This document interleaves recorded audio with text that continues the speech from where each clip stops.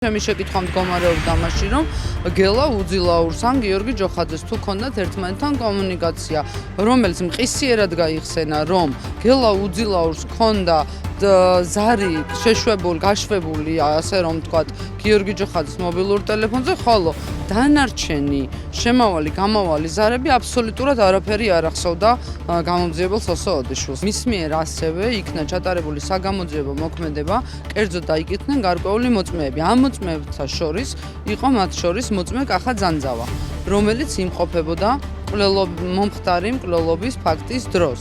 ჩემს მიერ იქნა შეკითხვა დასმული კახა ძანძავასგან თუ იქნა ამოღებული მობილური ტელეფონი. რასთან დაკავშირებითაც გამოძიებელმა სოსო ოდიშვილმა განმარტა, რომ მას არ ჰქონდა თან მობილური ტელეფონი და შესაბამისად ვერ იქნა ამოღებული. მას შემდეგ ჩემი შეკითხვა მდგომარეობდა მაშინ, რომ იძულებით შემდგომ დღეებში თუ განახორციელეს რაიმე ქმედება საგამოძიებო მოქმედება, იძულებით ამოეღოთ. სოსო ოდიშვილმა მიპასუხა, რომ არ იქნა კახა ძანძავას მიერ მიმართ იძულებით ამოღებული მობილური ტელეფონი, მაშინ როდესაც მოწმე ელენე ძაძუამ, ანუ გიორგი ჯოხაძის მეუღლემ განმარტა, რომ მასთან არ ჰქონდა მობილური ტელეფონი, ელენე ძაძუასთან მიმართებაში რამოდენიმე დღეში ჩატარდა მთელი რიგი ჩაატარეს სპეცოპერაცია ბჭყალებში, ეგრეთ წოდებული და იძულებით იქნა ქალაქ თბილისში, შუა ვაკეში მისივე ავტომობილის გაჩერება და მობილური ტელეფონის ამოღება. რატომ იგივე ქმედება არ განხორციელდა კახა ძანძავას მიმართ, როცა კახა ძანძავას მობილურ ტელეფონში გაცილებით მნიშვნელოვანი ინფორმაცია შესაძლებელია ყოფილიყო და ჩემი შეკითხვა მდგომარეობდა ამაში,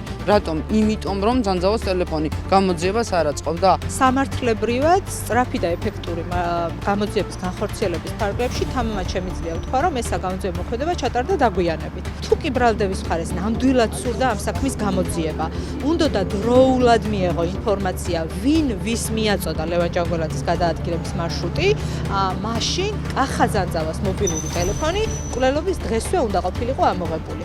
თუმცა ეს არ მომხდარა არც მარტის თვეში, არც აპრილის თვეში. ტელეფონი მოპოვებული იქნა 2025 წლის ზაფხულში და მოგეხსენებათ, ტელეფონიდან ინფორმაციის მოშორებას თვეები არ ჭირდება.